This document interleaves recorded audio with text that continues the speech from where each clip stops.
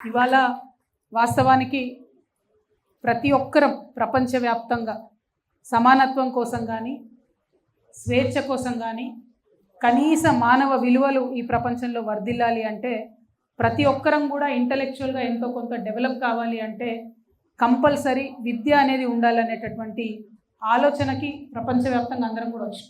అది బీద దేశమా, గొప్ప దేశమా, అమెరికా లాగా క్యాపిటలిజంని ఎంకరేజ్ చేసే దేశమా, లేకపోతే లిబరల్ ఐడియాలజీతో ఉన్న దేశాల అన్నటువంటి భేదం లేకుండా ప్రతి ఒక్కరం కూడా చదువుకు చాలా ఇంపార్టెన్స్ ఇస్తున్నటువంటి సందర్భాన్ని మనం గమనించుకోవాలి. మరి చదువు ఫార్మాట్ ఏంది, ఫార్మల్ ఎడ్యుకేషన్ సిస్టమ్ ఏంటిది, ఆ ఫార్మల్ ఎడ్యుకేషన్ అనేటటువంటిది అది ఆ పిల్లల్ని కన్నా తల్లిదండ్రుల బాధ్యత మాత్రమేనా, లేకపోతే మొత్తం యావత్ సమాజాన్ని నడిపించేటటువంటి ప్రభుత్వాల బాధ్యతన అనేటటువంటిది పెద్ద ప్రశ్నగా ఇవాళ ప్రపంచమంతా మిగిలిపోయింది. అంటే ఎడ్యుకేషన్ అండ్ హెల్త్ అనేది social obligation of a government అని బలంగా నమ్మినటువంటి ప్రభుత్వాలు ఉన్న చోట ఫ్రీ ఎడ్యుకేషన్, ఫ్రీ హెల్త్ వస్తుంది. అట్లా నమ్మకుండా మీరు మీ బాధ్యత మీరే తీసుకోవాలి, మీ ఇల్లు, మీ పిల్లలు, మీ సంసారం, మీ బాధ్యత మీరే తీసుకోవాలి, మీరేమైపోతే మాకేంది, ఒక వ్యాపార ధోరణి పెరిగిపోయి విద్యను అమ్ముకున్నా సరే మేము నిమ్మకు నీరెత్తినట్టు చూస్తూ ఉంటాం అనుకునేటటువంటి ప్రభుత్వాలు ఉన్న చోట హెల్త్ ఎడ్యుకేషన్ కోసము ఇందాక వెంకటరెడ్డి గారు చెప్పినట్టు పంజాబ్లో పిల్లలు పార్ట్ టైంగా మద్యం అమ్ముకునేటటువంటి పరిస్థితి కూడా వచ్చిందని చెప్తుంటే ఎంత దారుణమైన పరిస్థితి యావత్ దేశంలో ఉన్నది. ఇందాక తమ్ముడు లక్ష్మణ్ మాట్లాడుకుంటూ అన్నాడు ఏమని, ఇక్కడ ఉన్నటువంటి విద్యా సంస్థలలో చాలా సంస్థలు రాజకీయ నాయకులు ఉన్నాయి. కేవలం తెలంగాణలో కాదు, యావత్ భారతదేశంలో ఉండేటటువంటి విద్యా సంస్థల్లో కూడా కేవలం వ్యాపార ధోరణితో పెట్టినటువంటివి, అందులో మెజారిటీ శాతం రాజకీయ నాయకులకు సంబంధించినటువంటి ఉన్నాయనడంలో ఎటువంటి అబద్ధం కూడా లేదు. అది కరెక్టా కాదా, అలా ఉండడం వల్లనే నష్టం జరుగుతుందా అంటే దానికి చాలా డెప్త్గా మనం ఆలోచించుకోవాల్సినటువంటి అవసరం ఉంది. అయితే ఎన్ని ఆలోచనలు చేసినా సొల్యూషన్ కావాలి. ఫస్ట్ ఆ సొల్యూషన్ ఏంటిది అని అన్వేషించడానికి ఇవాళ మనందరం కూడా ఇక్కడ కూర్చున్నాం. ఇప్పుడు ఉన్నటువంటి పరిస్థితుల్లో ఇమీడియట్ రిలీఫ్గా ఇది మే మంత్, నెక్స్ట్ జూన్లో మళ్ళీ అడ్మిషన్ స్టార్ట్ అవుతాయి. పేరెంట్స్ అందరూ కూడా స్కూళ్ళకు పోవాలి, బస్సులకు కట్టాలి ఫీజులు, పుస్తకాలు కొనాలి, కొత్త బూట్లు కొనాలి, కొత్త స్కూల్ యూనిఫామ్లు కొనాలి అంటే మే నెలలోనే చుక్కలు కనబడుతున్నాయి పేరెంట్స్ కానీ అర్థం మిట్ట మధ్యాహ్నం. ఆ టెన్షన్తోని అనేక మంది తల్లిదండ్రులు బాధపడుతున్నటువంటి సందర్భం ఈ నెలలో చూస్తాం మనం. అయితే మన తెలంగాణ రాష్ట్రం ప్రత్యేకం భారతదేశ వ్యాప్తంగా మీకు తెలుసు, ఎందుకంటే ప్రజా ఉద్యమాలతోని రాష్ట్రాన్ని సాధించుకున్నాం. ప్రజా ఉద్యమాలతోని ఏదైనా సాధించుకోవచ్చు అనే విశ్వాసం కలిగినటువంటి ప్రజానీకం మనందరం కూడా. కాబట్టి రాష్ట్రం వచ్చిన తర్వాత తిరుపతిరావు గారి కమిషన్ వేయడం జరిగింది. ఆనాడు ఉన్నటువంటి బీఆర్ఎస్ ప్రభుత్వం తిరుపతిరావు గారి కమిషన్ అధ్యయనం చేసింది, రిపోర్ట్ ఇచ్చింది. కానీ బీఆర్ఎస్ ప్రభుత్వం ఎప్పుడూ కూడా ఫీజు రెగ్యులేషన్కి సంబంధించి ఒక్క అడుగు కూడా ముందుకు వేయకపోవడం అన్నది నిజంగా కూడా మనందరం బాధపడాల్సినటువంటి అంశం. సరే, కొన్ని గురుకులాలు పెట్టినాం కాబట్టి మేము ప్రైవేట్ వాళ్ళు ఎట్లా దోచుకున్నా వదిలేస్తాం అనేటటువంటి ఏదైతే ఒరవడి ఉందో అది కరెక్ట్ కాదు. గురుకులాలు పెట్టడం వల్ల కొంత లాభం జరిగింది, అందులో అనుమానం లేదు. కానీ ఆ పర్సంటేజ్ తీసుకొని చూస్తే ఇవాళ దాదాపుగా ఒక 64 లక్షల పైచిలకు విద్యార్థులు మన దగ్గర చదువుకుంటా ఉంటే గురుకులాలు ఉన్నా ప్రభుత్వ పాఠశాలలు ఉన్నా కూడా 64 నుంచి 75% వరకు, అంటే ఒక్కొక్క జిల్లాలో వేరియేషన్ ఉన్నది. 64 to 75% of the students in Telangana అందరూ కూడా ప్రైవేట్ పాఠశాలకు పోతున్న పరిస్థితి ఉన్నది. మరి ప్రభుత్వ పాఠశాలలు బాగుంటే, గురుకులాలు అన్నీ బాగుంటే మరి ఎందుకు ఇంతమంది ప్రైవేట్ పాఠశాలకు పోతున్నారని మనల్ని మనం అడగాల్సినటువంటి అవసరం.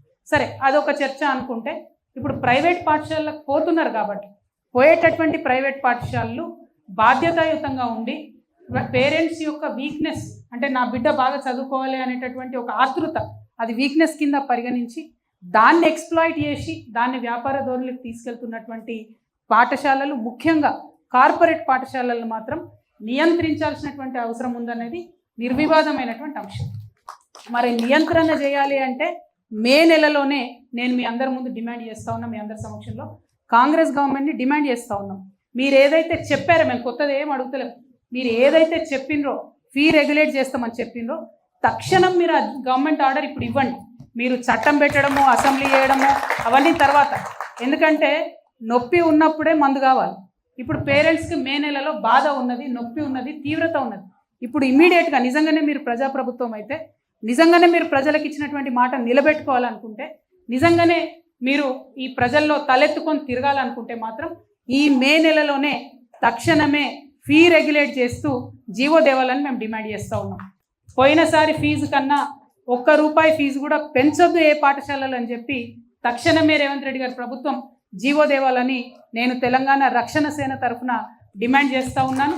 మరి ఇక్కడ ఉన్నటువంటి రౌండ్ టేబుల్లో ఉన్న పేరెంట్స్ అందరూ కూడా, టీచర్స్ అందరూ కూడా యాక్సెప్ట్ చేస్తారని చెప్పి నేను బలంగా విశ్వసిస్తున్నాను. అది immediate solution. Long term solutions 100 ఉండొచ్చు, కానీ తక్షణం మనకు కావాలి. నిజంగా ఎంత ఘోరంగా ఉన్నాయంటే ఫీజు, మరి ప్రభుత్వం యొక్క అజ్ఞానం కూడా ఎంత దారుణంగా ఉందంటే, మన దగ్గర హైదరాబాద్లో హైదరాబాద్ పబ్లిక్ స్కూల్ అని చాలా పాపులర్ విద్యా సంస్థ, అనేక సంవత్సరాల నుంచి ఉన్నటువంటి సంస్థ. ఆనాడు నిజాం ఉన్నప్పుడు అది ఆయన జాగీర్ ఉంటే దాన్ని తీసి స్కూల్ పెట్టుకోమని ఇచ్చినటువంటి సంస్థ. అంటే ఎసెన్షియలీ హైదరాబాద్ పబ్లిక్ స్కూల్ది అది గవర్నమెంట్ ల్యాండ్, ప్రభుత్వం యొక్క భూమి. అంటే ప్రభుత్వ భూమి, ప్రభుత్వ హయాంలో నడిచేటటువంటి హైదరాబాద్ పబ్లిక్ స్కూల్ని ఈసారి 120% ఫీజు హైక్ చేసింది. 120%. పోయిన సంవత్సరం 93,000 కట్టినటువంటి పేరెంట్స్ ఈసారి ₹2,08,000 కట్టాలి. కానీ ప్రభుత్వం నిమ్మకు నీరెత్తినట్టుగా ఉన్నది. ఒక పక్క ప్రభుత్వం ఆధ్వర్యంలో నడవాల్సిన స్కూల్లో ఇట్లా ఫీజు పెంచుతారు.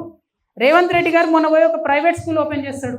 అంటే ఏం మెసేజ్ ఇస్తున్నారు మీరు జనంకి, ప్రజలకి ఏం చెప్తున్నారు? మా ప్రభుత్వానికి స్కూల్ నడపడం చేత కాదు, ప్రైవేట్లో మీరు స్కూల్ పెట్టుకోండి, దోసుకోండి అని చెప్తున్నటువంటి పరిస్థితి. నేను ముఖ్యమంత్రి గారిని సూటిగా డిమాండ్ చేస్తూ ఉన్నాను. హైదరాబాద్ పబ్లిక్ స్కూల్ అనేటటువంటిది ప్రభుత్వం ఇచ్చినటువంటి భూమిలో నడిచేటటువంటి సంస్థ. అందులో ఉన్నటువంటి భూమిలో ఒక 30 ఎకరాలని కొట్టేయడానికి ఆ కమిటీ ప్లాన్ వేస్తున్నటువంటి విషయం మీకు తెలుసు, మాకు తెలుసు, అందరికీ తెలుసు. వాళ్ళందరూ ప్రభుత్వ పెద్దలు ఉన్నారు, ముఖ్యమంత్రి గారి బంధువులు ఉన్నారు. మరి మీరు చర్యలు తీసుకుంటారా, తీసుకోరా అని సూటిగా నేను డిమాండ్ చేస్తున్నాను.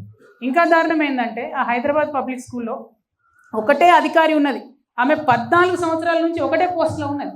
ఉండి ఈ కొత్తగా ఎవరు బోర్డు మెంబర్ వచ్చినా వాళ్ళకి నేర్పిస్తారు అన్నట్టు, ఎట్లా అవినీతి చేయాలి, ఎట్లా సీట్లు అమ్ముకోవాలి, ఎట్లా బయట దేశాలు ఉన్నటువంటి సత్య నాదెల్లా లాంటి వాళ్ళు ఇక్కడ చదువుకొని పోయారు.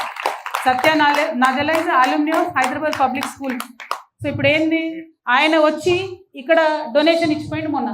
ఆ డొనేషన్ లెక్కలు ఏమైపోయినాయి అంటే తెలియదు, ఎవరు చెప్పరు. అనేక మంది హెచ్పిఎస్ అల్యూమిని డొనేషన్స్ ఇస్తే నో అకౌంటబిలిటీ, జీరో అకౌంటబిలిటీ. గొప్ప గొప్ప వాళ్ళందరూ, ముఖ్యమంత్రి గారు చుట్టాలందరూ ఆ కమిటీ నిండి ఉన్నారు. విద్యాశాఖ మంత్రి మన కర్మగాలి ముఖ్యమంత్రి గారే ఉన్నారు. కాబట్టి నేను వారిని డిమాండ్ చేస్తున్నా, you should please immediately review what is happening in HPS మీద రివ్యూ చేయాలి. హైదరాబాద్ పబ్లికేషన్ మీద ఖచ్చితంగా పబ్లిక్ స్కూల్ మీద ఒక స్టాండ్ తీసుకోవాలని నేను డిమాండ్ చేస్తున్నాను.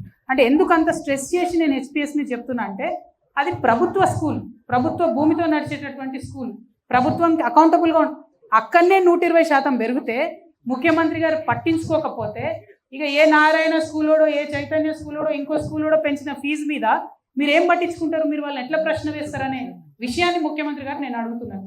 ఇక్కడ 120%, ఇంకా అనేక మంది నాకు స్కూల్లో లిస్ట్ ఉన్నది, 40-50% హైక్ చేసిండ్రు స్కూల్స్లో. నా రిక్వెస్ట్, బడ్జెట్ స్కూల్స్, ఇందాక వరలక్ష్మి గారు మాట్లాడింది, బడ్జెట్ స్కూల్స్ అనేటటువంటి నిజంగా కూడా మన తెలంగాణ బిడ్డలు అనేక మంది నిరుద్యోగులుగా ఉండి వాళ్ళు ఇంకో 10 మందికి ఉద్యోగాలు ఇవ్వాలని పెట్టుకున్నటువంటి పాఠశాల. I'm not only talking about Hyderabad, నేను కరీంనగర్ గురించి చెప్తున్నా, ఖమ్మం గురించి చెప్తున్నా, మహబూబ్నగర్ గురించి చెప్తున్నా, ఆదిలాబాద్ గురించి చెప్తున్నా. ఆనాడు మన తెలంగాణ వాళ్ళకు ఉద్యోగాలు లేనప్పుడు ఈ చిన్న చిన్న పాఠశాలలు, జూనియర్ కాలేజీలు, డిగ్రీ కాలేజీలు పెట్టి మా తెలంగాణ బిడ్డలు ఇంకా 100 మందికి జాబ్స్ ఇచ్చింది. చాలా మినిమం ఫీజుతో నడిచేటటువంటి స్కూల్స్ ఉన్నాయి, ఎథిక్స్తో నడిచేటటువంటి స్కూల్స్ ఉన్నాయి. అట్లాంటి స్కూల్స్తో మాకేం కంప్లైంట్స్ లేవు. కానీ విద్యను మొత్తం ఒక వ్యాపారం చేసి మేమే ఉన్న స్కూళ్ళన్నీ మింగుతాం, ప్రతి జిల్లాకు పోయి ఆ స్కూళ్ళని బినామీ పేర్లతో కొనుక్కుంటాం, పర్మిషన్ ఉన్నా లేకున్నా నడిపించుకుంటాం అనే స్కూల్స్తో మాత్రం ఖచ్చితంగా మొత్తం సమాజానికి, తెలంగాణ సమాజానికి ప్రాబ్లం ఉంది. తెలంగాణ సమాజానికి ప్రాబ్లం ఉంటే తెలంగాణ రక్షణ సేనకు ప్రాబ్లం ఉన్నట్టే. ఖచ్చితంగా కార్పొరేట్ స్కూల్స్ మీద మాత్రం మేము కొట్లాడతామనే విషయాన్ని ఈ సందర్భంగా తెలియజేస్తున్నాం. మరి గౌరవ ముఖ్యమంత్రి గారు వారిని కోరుతా ఉన్నాం, ఈ ఫీ ఇమీడియట్ డిమాండ్ ఇస్ ఖచ్చితంగా పోయిన సంవత్సరం కన్నా ₹1 పెంచొద్దు స్కూల్ ఫీ అనే జీవో ఈ నెలలోనే తీసుకురావాలి. ఇప్పుడు ఇక్కడ అన్ని రంగుల జెండాల వల్ల ఉన్నాం, పీడిఎస్సి ఉంది, ఎస్ఎఫ్ఐ ఉంది, ఇంకా అనేక మంది ఉన్నారు. వారందరినీ కూడా నేను కోరుతున్నాను, దీనికోసం కలిసికట్టుగా కొట్లాడదాం. నాట్ ఓన్లీ ఇన్ హైదరాబాద్, రాష్ట్ర వ్యాప్తంగా ప్రతి కలెక్టరేట్ ముందు మనం ఒక డేట్ అనుకొని నిరసన ప్రదర్శన పెడదాం. తల్లిదండ్రుల తరఫున మనం ఖచ్చితంగా మాట్లాడాలి. ఎందుకంటే ఇక్కడ కూర్చున్నటువంటి మేధావులు కానీ తల్లిదండ్రులు కానీ వాళ్ళ బాధ చెప్పగలుగుతారు, కానీ దాన్ని ప్రజా సమూహంలో ఒక రాజకీయ శక్తిగా ప్రదర్శించాల్సింది పొలిటికల్ పార్టీస్గా మనమే. కాబట్టి నేను పొలిటికల్ పార్టీస్ అన్నిటికీ కూడా అప్పీల్ చేస్తూ ఉన్నాను, ఏదైనా ఒక డేట్ మేలో అనుకొని అన్ని కలెక్టరేట్ల ముట్టడికి కార్యక్రమం ఇద్దాం. ఎట్లా గవర్నమెంట్ దిగి వచ్చి జీవో అయ్యేదో కూడా మనం చూద్దాం. ఇంకొక కుట్ర కూడా దయచేసి తెలంగాణ సమాజం కూడా ఆలోచించాలని నేను కోరుతా ఉన్నా. మరి అంతకుముందు ఫీ రియంబర్స్మెంట్ ప్రోగ్రామ్ ఉండే, ఇవాళటి వరకు 11,000 కోట్ల బకాయిలు ఫీ రియంబర్స్మెంట్ మీద ఉన్నాయి. ఆ ఫీ రియంబర్స్మెంట్ ఇయ్యక డిగ్రీ కాలేజీలు మూతపడే పరిస్థితి, ఇంటర్మీడియట్ కాలేజీలు మూతపడే పరిస్థితి. చదువుతున్నటువంటి పిల్లలు, ఇందాక మానస చెప్పింది, నిజంగా ఫీ రియంబర్స్మెంట్ బంద్ అయితే ఫస్ట్ దెబ్బ పడేది ఆడపిల్లలకే. ఇంట్లో ఒక పిల్లగాడు చదువుతుంటే ఆడపిల్లని ప్రైవేట్ స్కూల్లో మానిపిస్తారు, మగ పిల్లగాని మాత్రం అప్పో సప్పో వేసి ప్రైవేట్ స్కూల్ పంపిస్తారు. ఇది మా బాధ, మా దుఃఖం. మా ఆడబిడ్డలు చదువుకోవాలనుకుంటున్నాం మేము. కాబట్టి ప్రభుత్వాన్ని రిక్వెస్ట్ చేస్తున్నాం, మీరు ఉన్న 11,000 కోట్లు ఇమీడియట్గా ఫీ రియంబర్స్మెంట్ రిలీజ్ చేయండి. అది చేయమని అడుగుతుంటే కొత్త జీవో తీసుకొని వచ్చింది రేవంత్ రెడ్డి గారి ప్రభుత్వం. GOMS నంబర్ 7 అనే జీవో తీసుకొచ్చింది. ఆయన ఏముంటుంది ఆ జీవోలో, వాళ్ళు ఏం చెప్తున్నారంటే, మేము పిల్లల యొక్క అకౌంట్లోకి లేదా పిల్లల పేరెంట్స్ యొక్క అకౌంట్లోకి డైరెక్ట్గా డబ్బులు వేస్తాం, మేము ఈ స్కూళ్లకు పాఠశాలలకు ఇయ్యమని చెప్తున్నారు. ఇది ఒక పెద్ద కుట్ర. ఆ స్కూళ్లకు పాఠశాలలకు ఇయ్యమంటేనే ఇస్తలేడిన 11,000 కోట్లు బకాయిలు పెట్టిండు 2.5 సంవత్సరాల నుంచి. మరి ఇప్పుడు పేరెంట్స్కి ఇస్తామంటే పేరెంట్స్ సంఘటితంగా ఉండరు కదా, ఎక్కడెక్కడో ఉంటారు. స్కూల్స్ అంటే ఒక అసోసియేషన్ అవుతాయి, కంట్రోల్ ఉంటాయి, కొట్లాడతాయి ప్రభుత్వం మీద. పేరెంట్స్ ఎడికెళ్ళి కొట్లాడాలి? పేరెంట్స్ కొట్లాడాలంటే ఇప్పుడు రైతు బంధు ఇస్తలేడబ్బా రేవంత్ రెడ్డి గారు. రైతులు వచ్చి రోడ్ల మీద ఎక్కి కొట్లాడుతున్న సందర్భం కనబడుతుందా మనం? సో సేమ్ అదే మోసాన్ని కొనసాగించడానికి పేరెంట్స్ అకౌంట్స్లో డబ్బులు వేస్తామని చెప్పి ఒక GOMS నంబర్ 7 అని తీసుకొచ్చారు. This is nothing but fee రియంబర్స్మెంట్ని బొందబెట్టడానికి తెచ్చినటువంటి జీవో. ఈ జీవో తక్షణమే క్యాన్సిల్ చేయాలని చెప్పి ముఖ్యమంత్రి గారు నేను డిమాండ్ చేస్తున్నాను. ఎందుకంటే జస్ట్ జీవో వచ్చి వారం రోజులు కూడా కాలే, ఏప్రిల్ 29 నాడు వచ్చింది. కాబట్టి ఇంకా మనం పొలిటికల్ పార్టీస్ అందరం కూడా స్టాండ్ తీసుకోలేదు. నేను రిక్వెస్ట్ చేస్తూ ఉన్న అన్ని ప్రధాన శ్రవంతి రాజకీయ నాయకులందరూ కూడా GOMS నంబర్ 7 మీద ఒక స్టాండ్ తీసుకోవాలి. అది రద్దు అయ్యేంత వరకు కూడా మనం ఉద్యమాలు చేయాలి. మరి ఈ సందర్భంగా నేను మళ్ళీ కోరేది ఒకటే, వెంకటరెడ్డి గారు అన్నారు నాతోని, ఆపోజిషన్లో ఉన్నప్పుడు బాగానే వస్తారమ్మా, అధికారంలోకి వచ్చినాక వస్తారా రారా అని చెప్పి. వాస్తవం సార్, ఆనాడు మనకున్న చేదు అనుభవాలు, ఒక సందర్భంలో ఉన్న చేదు అనుభవాలు మనుషుల్ని కొత్త నిర్ణయం తీసుకోవాలంటే కొంత భయానికి గురి చేస్తాయి. కాకపోతే మీరు అంతకుముందు అన్నీ కూడా అయ్యేలా ప్రభుత్వాలు చూసిరు సార్. నేను ఆడపిల్లని సార్, అబద్ధం ఆడను. నేను ఖచ్చితంగా చెప్పిన మాట మీద నిలబడే ఉంటా. రేపు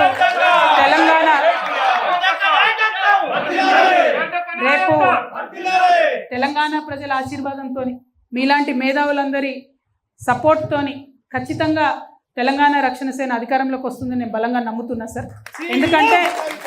ఎందుకంటే మేము అనుకునేది ఒకటే, ఏం అవసరం ఉంది వాళ్ళ సమాజానికి, ఏం కావాలి, ఏం అవసరం ఉంది, ఎందుకోసం తెలంగాణ ప్రజలు ఇబ్బంది పడుతున్నారని దీర్ఘంగా ఆలోచిస్తే, ఇప్పుడు ఇక్కడ మనని తీస్తున్నటువంటి కెమెరామెన్స్ ఉంటారు సార్, వాళ్ళకున్న జీతంలో 60 నుండి 70% వరకు విద్యకు వైద్యానికే ఖర్చు అయిపోతుంది.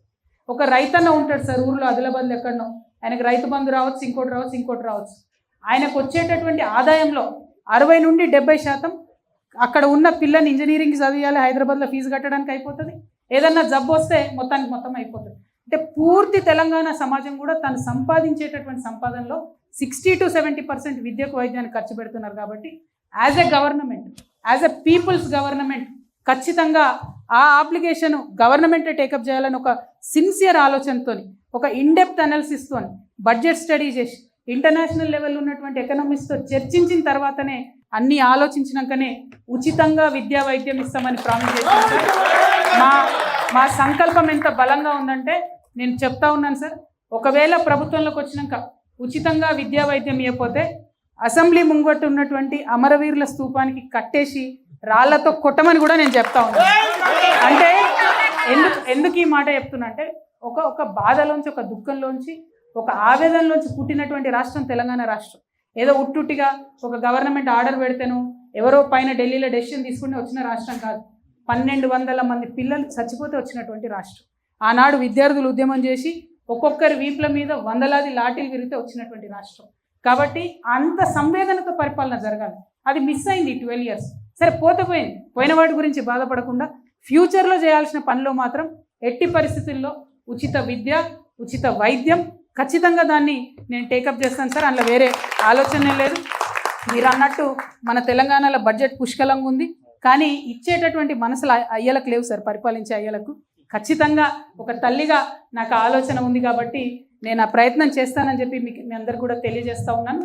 మరి అనేకమైన సుప్రీంకోర్టు తీర్పులు ఉన్నాయి, అనేకమైనటువంటి రాష్ట్రాలలో ఆల్రెడీ ఎగ్జాంపుల్స్ ఉన్నాయి. ఎగ్జాంపుల్ తమిళనాడు స్టేట్ ఉంది, అక్కడ ఫీ రెగ్యులేషన్ కోసం ఒక పర్మనెంట్ కమిషన్ ఉంది. దాంట్లో ఒక రిటైర్డ్ జడ్జి గారి ఆధ్వర్యంలో 7 మందిని పెట్టి every year it is a permanently functioning authority. అటువంటి అథారిటీ ఇక్కడ వచ్చినట్టయితే ఏదైనా బాధ ఉంటే పేరెంట్స్ పోయి చెప్పుకుంటారు, ఏదైనా బాధ ఉంటే స్కూల్స్ పోయి చెప్పుకుంటారు. ఇంకా ఇంట్రెస్టింగ్ విషయం ఏంటంటే ఆ బోర్డులో పేరెంట్స్ కూడా సీట్ ఇచ్చారు సార్. వాళ్ళు నాట్ ఓన్లీ స్కూల్స్, పేరెంట్స్ కూడా సీట్ ఇచ్చారు కాబట్టి పేరెంట్స్ వైపు వర్షన్ కూడా చెప్పే అవకాశం ఉంటుంది. అయితే ఆ మోడల్ తీసుకోవచ్చు రేవంత్ రెడ్డి గారు. లేదంటే జనరల్గా మనకు గుజరాత్ మోడల్ నచ్చదు కానీ సార్, జనరల్గా నచ్చదు. నేనైతే నాకు డిఎన్ఏ కూడా సరిపోదు గుజరాత్తో కానీ, అంటే బీజేపీతోని. బట్ గుజరాత్ మోడల్ ఏముందంటే పరిస్థితి, ఫీజు 15,000 ప్రైమరీ ఎడ్యుకేషన్లో 15,000 అబౌవ్ ఛార్జ్ చేయడానికి వీల్లేదు. There is a strict rule. అదేవిధంగా హై స్కూల్లో 25,000 అబౌవ్ ఛార్జ్ చేయడానికి లేదు. చాలా స్ట్రిక్ట్ రెగ్యులేషన్తో గుజరాత్లో ఒక మోడల్ నడుస్తుంది. దాన్నన్నా స్టడీ చేయాలి తెలంగాణ ప్రభుత్వం. ఏదో ఒకటి చేయండి, కానీ మే నెలలో చేయండి. ఎందుకంటే ఇప్పుడు బాధ ఉంది, ఇప్పుడు నొప్పి ఉంది, ఇప్పుడు ఫీజు కట్టే అవసరం ఉంది, ఇప్పుడు తల్లిదండ్రులకు బాధ ఉంది. కాబట్టి ఈ మే నెలలో నిర్ణయం తీసుకోవాల్సిందే అని చెప్పి నేను ముఖ్యమంత్రి గారిని డిమాండ్ చేస్తూ, ఇంకా అనేక సందర్భాలు వస్తాయి సార్, అనేక అంశాలు వస్తాయి. ప్రతి అంశాల్లో ప్రజల పక్షాన నిలబడతామని చెప్పి హైదరాబాద్ స్టేట్ పేరెంట్స్ అసోసియేషన్ అందరికీ కూడా మాట ఇస్తూ ఉన్నాము. కానీ మీరు అన్నట్టు ఒక పొలిటికల్ ప్రోగ్రామ్ ఖచ్చితంగా తీసుకుంటాం. ఇండివిజువల్గా అన్ని పొలిటికల్ పార్టీస్ని నేను న్యూ డెమోక్రసీ కావచ్చు, సిపిఎం కావచ్చు, ధర్మ సమాజ్ పార్టీ కావచ్చు, ఆల్ ఇండియా ఫార్వర్డ్ బ్లాక్ కావచ్చు, అట్లా కలిసి వచ్చే ప్రతి పార్టీని కూడా నేను అప్పీల్ చేస్తాను. అందరం కలిసి ఒక్కరోజు రాష్ట్రంలో కార్యక్రమం ఇద్దాం, పెద్ద ఎత్తున ప్రజలం విద్యార్థులం కదులుదాం, ఎట్లా ఈ ప్రభుత్వం దిగిరాదో చూద్దామని మీ అందరికీ తెలియజేస్తూ మీ దగ్గర సెలవు తీసుకుంటున్నాను. Thank you. జై తెలంగాణ, జై తెలంగాణ.